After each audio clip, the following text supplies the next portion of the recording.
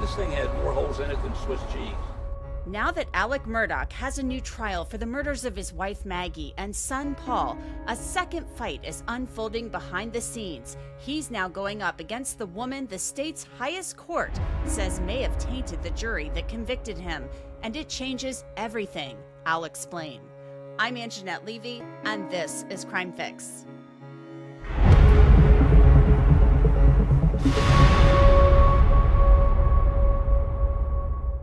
Before I get into this latest twist in the Murdaugh case and Alec's new civil lawsuit, I want to tell you about a law firm called Morgan & Morgan. It's a firm that's been fighting for the people for more than 35 years and has recovered more than $30 billion for clients. The proof is in the track record. With more than 1,000 lawyers across 100 offices nationwide, hiring Morgan & Morgan is like hiring an army to go into battle for you, a team that will fight hard to get their clients the compensation they deserve. Not all law firms are the same. Hire the wrong one, and you may be beat before you even start. If you're ever injured, you can check out Morgan & Morgan, and their fee is free unless you win. For more information, you can go to forthepeople.com/crimefix, click the link below, or scan that QR code that you see right there on your screen. Alec Murdaugh is getting a new trial for the murders of his wife Maggie and son Paul. The Supreme Court of South Carolina made no bones about it. The court's 5 justices wrote that Alec Murdaugh's right to a fair trial was violated, in part, by the now disgraced clerk of court, Becky Hill. And now Alec Murdaugh wants Becky Hill to pay for that sin, and pay handsomely.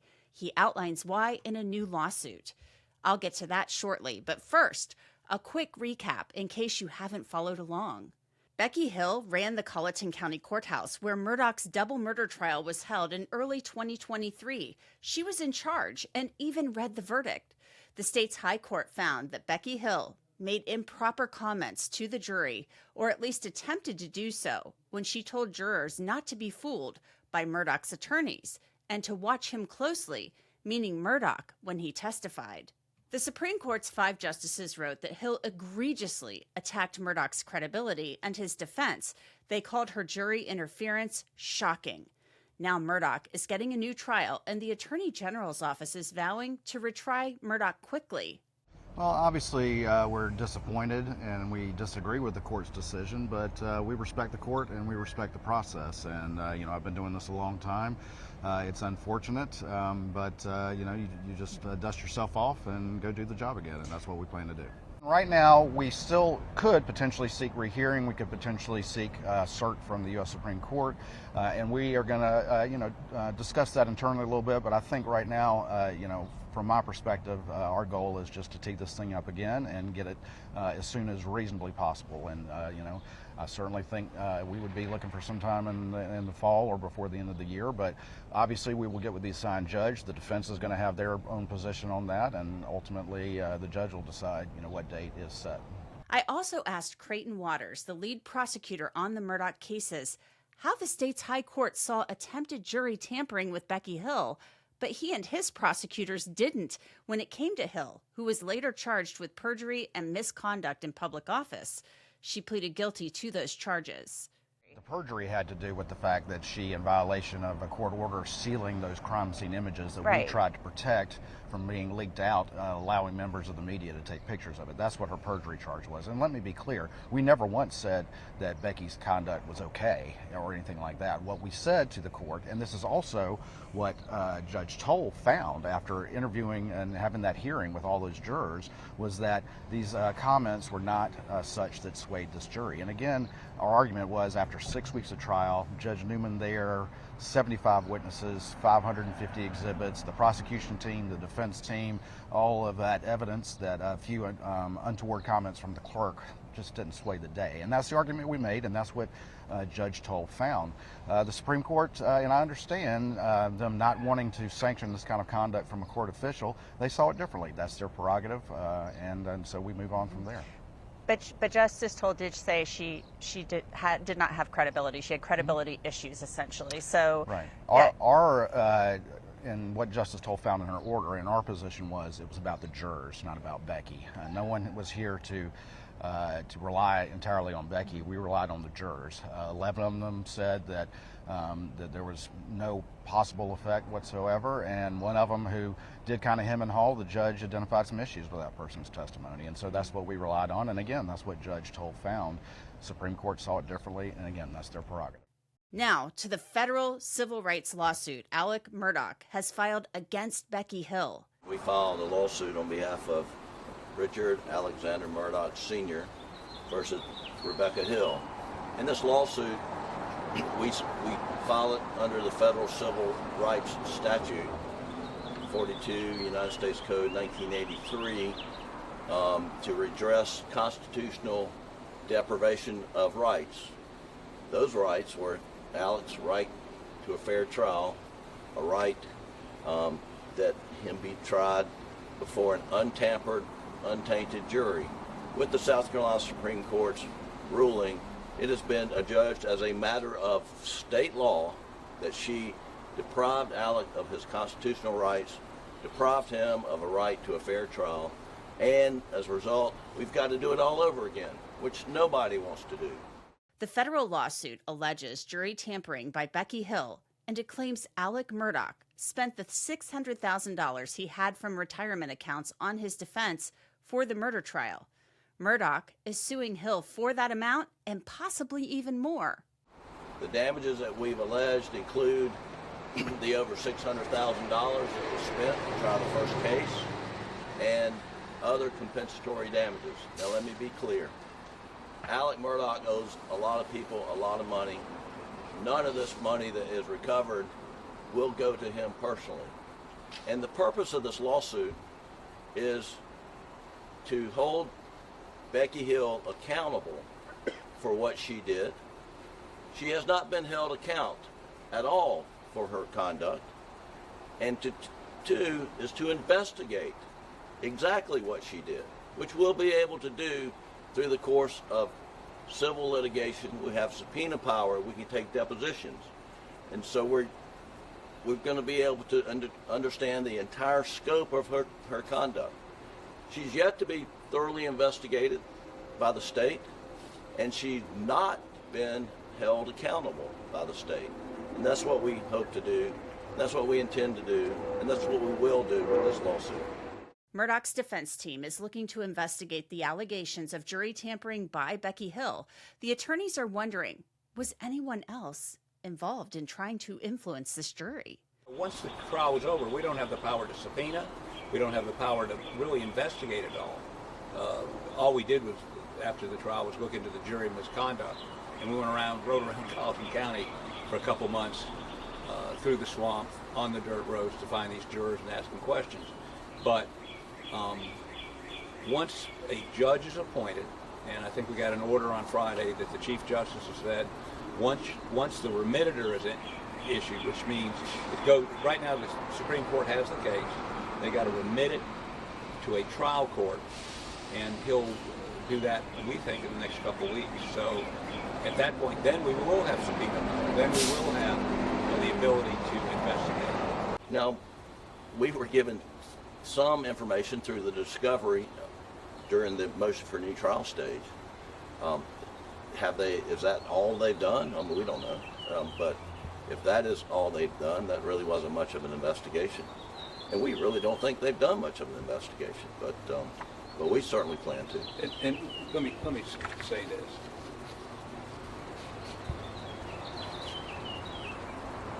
There also was a Freedom of Information Act served on SWED to get additional information. We've seen that too. Does it make sense to have the agency who has an inherent conflict, they want the conviction sustained, investigating whether it was valid or not? I mean, it just seems ridiculous. And again, I think the Attorney General's fault is not asking for some independent. He could have gotten a sheriff's department to it. Leon Lott folks or the sheriff up in Spartanburg, Greenville, have a very sophisticated sheriff's department. Charleston also. Use them. But SWED is invested in affirming the conviction. They don't want to find any fault. I mean, that's just human nature. So we think there's going to be plenty of things that weren't looked into, and we want to look into those. And the question is, and Jim and Phil and I have been talking about this, did she do it alone? Did she have somebody help her with this? And if you were sitting in the judge's chambers, like we were, when she brought in information on the jury you would call the egg lady, we call Myra Crosby,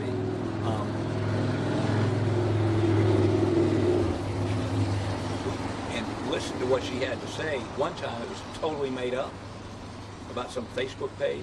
The second time, inexplicably a anonymous email came to the judge. We weren't told about it. It was investigated by the Attorney General's office and SLED without us being involved. No guardrails on that. But I mean, and call us naive because we were. We didn't press that. And I look back on it. We should have, with 20/20 hindsight, we maybe should have taken a little more aggressive. But we still couldn't have peeled that onion back then. But we will now. One of the areas that Murdaugh's attorneys say they want to investigate, what was really behind this effort to remove the juror known as the Egg Lady, Juror 785, Myra Crosby. But we have a lot of questions that we would like answered. Was she a lone wolf? Was she doing it just for the, siren of celebrity, which she definitely was? And then I'll tell you, this removal of the Egg Lady juror is very suspicious, and that really wasn't a part of the case. We do make it a part of our complaint. We point out all of the inconsistencies of what she said, reporting to Judge Newman that the Egg Lady, Ms. Crosby's ex-husband, had posted something on Facebook, which we now know was a bald-faced lie, or someone lied to her. I mean, it makes no sense. Myra Crosby's lawyer, Joe McCullough, has asked a judge to lift protective orders on the material related to the jury tampering investigation so SLED can release the material to him. At the time of this recording, Becky Hill's lawyers have not responded to the lawsuit. It was just filed, and it's not clear where or when Alec Murdaugh's retrial will be held. The defense says next year. The state wants Murdaugh retried this year if possible. Murdaugh's team says they have received new evidence since the first trial, and there's other information they plan to exploit. Well, we pointed out during the last trial that they did find unknown male DNA who was not related to any Murdaugh or any of Maggie's family under her fingernail. That was, not really followed up on. We asked that they follow up on that before the last trial. We don't have possession of that DNA, so we can't do anything with it. We can perhaps, with a new case, back to square one, go and seek an order from the court to compel them to send it off to CODIS. CODIS is the national DNA database. If we were in charge and we had the facilities, the forensic lab, they had SLED, and we had search warrant abilities, we would have done things a lot differently. And more timely. A lot of that opportunity is lost, and so that's unfortunate. John, we've gotten a lot of information. People are out there working on behalf of Alec for free, kind of like we are, and they've unearthed some really interesting stuff. And they've turned a significant amount over that to SLED. We'll be curious to see if SLED has done anything with it or will do anything with it. South Carolina Attorney General Alan Wilson has said the death penalty may be back on the table for Alec Murdaugh in a retrial, which has irked Murdaugh's defense attorneys. Clearly, he is not talking to the lawyers in his office. He's probably talking to his political consultants who thought that was a good soundbite for his governor's campaign. The law is clear that he cannot seek the death penalty if it is due to vindictive prosecution. That is, and here's the question, what does he know today he didn't know 5 years ago? Why is he saying he's going to seek the death penalty? Is there some new piece of evidence? So we're a little sick and tired, and we've seen this process since the beginning of this case, where Alan Wilson plays politics as opposed to playing prosecutor. He's got great lawyers on his staff. He should listen to them. defer to their judgment. Coincidentally, he has not looked into the attempted jury tampering of Becky Hill. We're going to talk about a civil suit in a minute, but clearly the statute says whoever tampers with a jury or attempts to tamper with a jury is guilty of a crime. Judge Toll's fact findings were clear. Becky Hill attempted. The Supreme Court last week, Becky Hill attempted. So please, Alan, focus on your job and not the politics. In response, Alan Wilson issued the following statement. This case is being treated exactly as it should be, as a brand new trial. Every legal option is on the table, and those discussions are happening as they should happen, with the dedicated prosecutors and staff within the Attorney General's office, not as part of some campaign apparatus. In 2022, the legal and practical realities surrounding the death penalty were very different. South Carolina had not carried out an execution in more than a decade. That has changed, and it is one of several factors that must now be considered as we move forward. Mr. Harpootlian himself acknowledged that the Becky Hill matter was previously referred to and reviewed by an independent prosecutor. Those issues were already evaluated outside of our office. What is disappointing is watching Dick Harpootlian and Jim Griffin spend their time trashing SLED and attacking South Carolina law enforcement instead of treating this matter with the seriousness it deserves. At the end of the day, our responsibility is simple. Follow the law, protect the integrity of the process, and ensure justice is pursued fairly and professionally. When a retrial happens, there's one witness who is expected to return to the stand, Mark Tinsley. He represented the family of Mallory Beach, who was killed in a boat crash in 2019. Paul Murdaugh was driving that boat, and Tinsley was suing Alec Murdaugh for the crash when Paul and Maggie were murdered. He also represented Murdaugh's financial crimes victims. Do you anticipate that will be allowed next time? Because really the defense is saying, like, everything wasn't going to fall apart as the state contended. But what is your thought on that, and do you think that testimony from you will be allowed next time? I do think it is. I think it's probative. I think it's relevant. I think the court clearly acknowledged that in its opinion, that everything was going to fall apart, or Alec saw a way to derail this train that was coming down the tracks. They're really two different things, right? The dog doesn't necessarily have to bite you for you to be afraid of it. And so, I mean, Alec, above anyone in the world at that moment, knew the significance of the discovery of these financial crimes. He was facing 800 years in prison. I mean, he's pled guilty to these crimes. And so the consequence as a result of the discovery is something Alec would have known. Even he didn't have the currency to be able to stop once that string was tugged and everything began to unravel. And so, he knew it. And I mean, I think that there's probably a moment where he is concerned about what Jeannie Seckinger is doing and the law firm is doing, but he has snowed those people for years, and he has gotten by with it. Mine is more pointed. Mine is more relentless.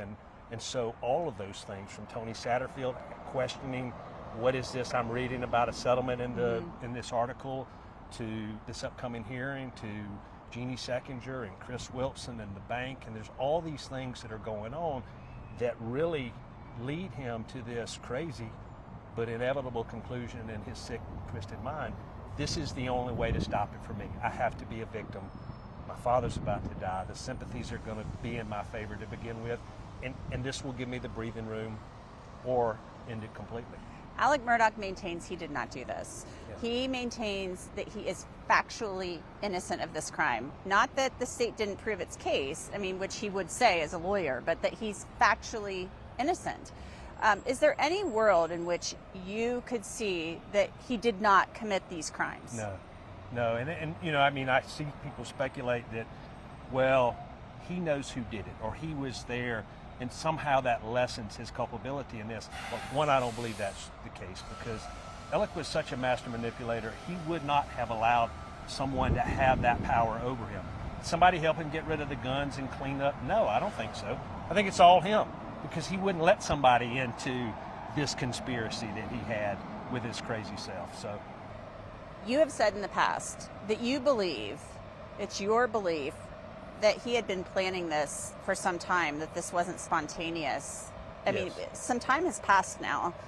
Do you still hold that belief? And tell me about your belief, about when you believe, your belief that he set this in motion, because he is now, he's now an accused murderer. He is no longer a convicted murderer. So the most successful liars weave some element of truth into their lie, right? And so wasn't something I just thought of. It was what he actually said to his sister-in-law, that whoever had been planning this had been planning it for a long time. And so I agree with what he said. And it wasn't until after we sort of begin to discover everything and the picture comes into focus that there's a moment in the civil case where I understand that at least conventional wisdom would be Alec would not want Maggie sued in the civil case, right? It's Maggie's credit card that Paul uses, not just the night of the boat crash, but historically, repeatedly before that, to purchase alcohol. Maggie owns half the boat. There is liability as it relates to Maggie. And so I sent requests to admit, because Alec wasn't as vocal on social media, and this is a thing in civil cases where we say, admit the sky's blue, and then we don't have to call a witness to prove that it was blue. And so if Alec admits that Maggie knew these things that were documented in her post on social media, and that that knowledge is imputed to him for purposes of entrusting this boat to Paul negligently, well, then I don't need to sue Maggie. But he denies it. And he denies it November, December of 2020, so months before the murders. And it didn't make sense to me at the time, and because you can't really assume that I'm not going to sue everybody, because I have sued everybody. I hadn't sued Paul at that time. I hadn't sued Maggie at that time. But there's strategic reasons that I had concerns that Alec would try to fix a jury. And so this was a way that I kept him honest, because I can always come back and sue them after. And I made that clear to him. What does trial 2 look like to you? I think it's an abbreviated version of the first trial. I think that some of the things where the dots might not have connected probably fall away. I think that the lie is the thing that Alec can't get away from. 3 people go to the kennels and 1 liar returns. And so how do you convince 12 people that I've lied about everything? And you're talking about the video. I'm talking about the kennel video, yeah. And so, but his lie, it's still out there, and he still has to address it, and he's still unable to address it, in my opinion. And so I think that's going to continue to be his Achilles heel in this next trial. Alec Murdaugh remains in protective custody at a prison in South Carolina. He's serving a 27-year sentence for financial crimes, along with federal time for the same crimes. We'll stay on top of all of this, of course, and bring you the very latest as it happens. That's it for this episode of Crime Fix. I'm Angenette Levy. Thanks so much for being with me. I'll see you back here next time.